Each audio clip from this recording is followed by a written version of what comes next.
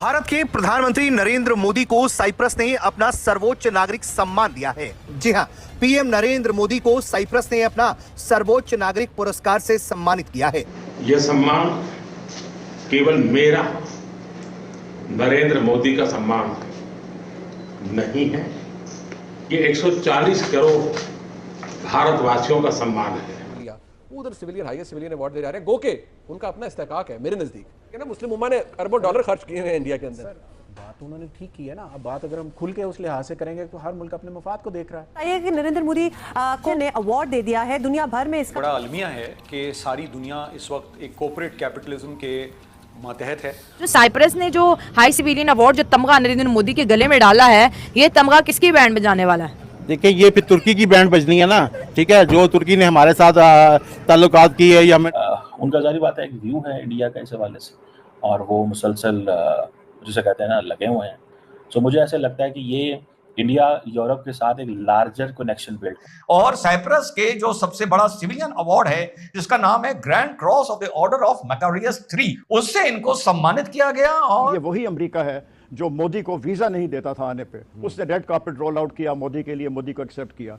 UAE के अपने interest हैं इंडिया के साथ, सऊदी अरेबिया के अपने इंटरेस्ट हैं। आपने मोदी को तो हमारे बरादर इस्लामी मुल्कों ने आला तरीन एजाज़ात से अभी हाल ही में नवाजा है और उस पर भी दुनिया ने क्या किया। जय हिंद दोस्तों, ऐसे भारत मीडिया में आप सभी का स्वागत है। तो दोस्तों, जब भी भारत को कोई अंतर्राष्ट्रीय स्तर पर सम्मान मिलता है तो पाकिस्तान की नींद उड़ जाता है। दरअसल जब साइप्रस के राष्ट्रपति ने जैसे ही यूरोपीय देश के खुलेआम भारत के प्रधानमंत्री को सबसे बड़ा सम्मान दिया तो पाकिस्तान के कई टीवी एंकर एक अजीब सी बेचैनी देखी जा रहा है। आप लोग को हाईलाइट में देखने को मिला होगा। इस प्रकार जब नरेंद्र मोदी को अवार्ड दिया गया तो पाकिस्तान के तो नींद उड़ गए थे और ये बोलना चालू कर दिए कि ये सब तो मोदी के पैसे का कमाल है। तो किसी ने कहा कि अब साइप्रस ने भी भारत की गोद में बैठ गया है और कई टीवी मीडिया के एक्सपर्ट भी अब बोलना चालू कर दिए कि देखो, भारत के प्रधानमंत्री नरेंद्र मोदी को जहाँ भी जाते हैं हाईएस्ट अवार्ड से नवाजा जाता है। अब साइप्रस को भी देखो, नरेंद्र मोदी को साइप्रस में grand cross of the order of Makarios से नवाजा गया है और बोल रहे हैं कि देखो, भारत के प्रधानमंत्री नरेंद्र मोदी को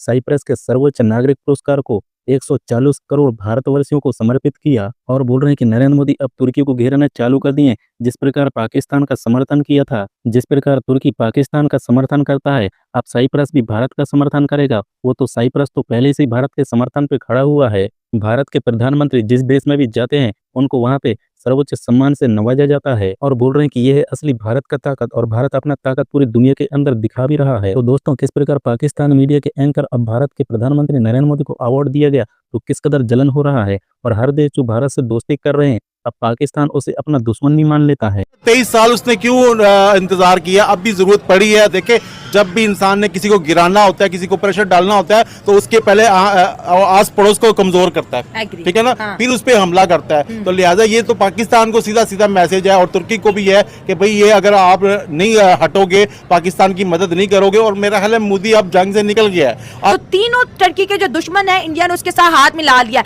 अब टर्की क्या करेगी? टर्की बुखलाहट का शिकार हो जाएगी, टर्की प्रेशराइज होगी क्योंकि इंडिया जो है अपना घेरा जो है टर्की के गिर्द तंग करता जा रहा है। देखिए, टर्की इतना तरक्की याफ्ता मुल्क नहीं है, ठीक है। जब जलजला आता है, यकीन करें, फिर सबसे पहले इंडिया ही उनको इमदाद देता है, ठीक है ना, ठीक है। और दूसरी बात यह है कि अगर तीनों तरफ से अगर इंडिया तीनों मुल्कों का साथ देता है, ऑटोमेटिक टर्की आधा रह जाएगा। और कोई भी मुल्क नहीं चाहता कि मैं आधा रह जाऊं। मेरे मतलब जैसे इंडिया कश्मीर नहीं छोड़ना चाहता, जैसे हम कश्मीर नहीं छोड़ना चाहते, इसी तरह टर्की भी नहीं छोड़ना चाहता कि भाई जो हिस्सा मेरे में आ गया वो छोड़ना नहीं चाहता। तो ये सारा उसको डराने के लिए है कि टर्की साहब, तुर्की वालों, आप अपने काम से काम रखो। आपको क्या लगे, पाकिस्तान जाने हम जाने, देखिए लड़ाई आपकी मेरी है। जब तीसरा आएगा बीच में तो फिर मैं तीसरे को जाके गाऊंगा, भाई तुझे क्या तकलीफ थी मेरी लड़ाई में आने की, कूदने की? तुझे क्या तकलीफ, तुझे क्या मिला?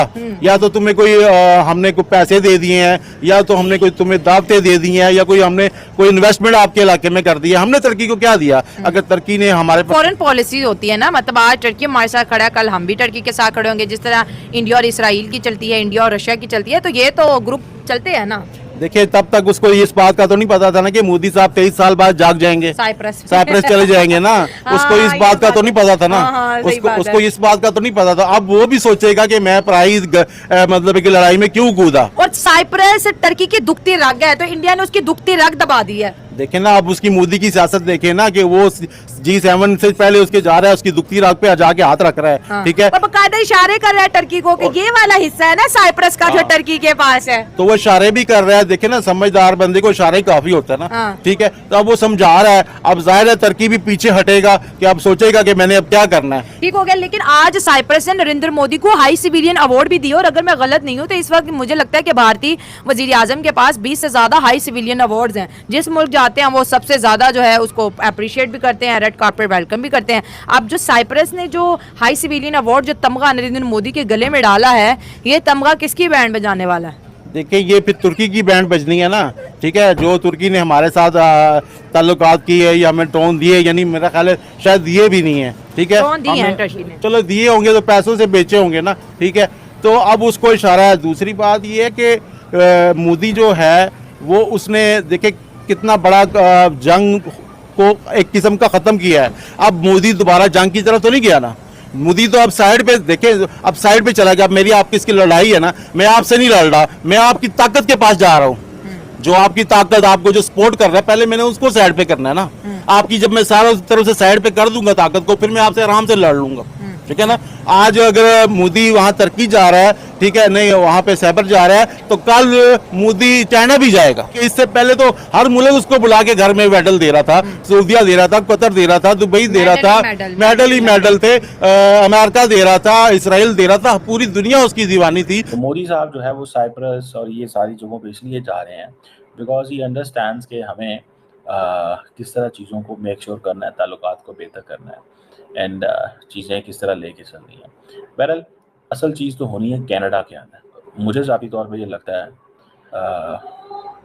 कि पाकिस्तान जो है उसको इस चीज़ को हमेशा के लिए महसूस कर लेना चाहिए कि यार इंडिया अपनी इकॉनमी की बेस के ऊपर गया है। सो हमारे पास कोई चॉइस नहीं है but to improve the economy, to improve the economy. ये है हमारे पास चॉइस। मैं इस चीज़ को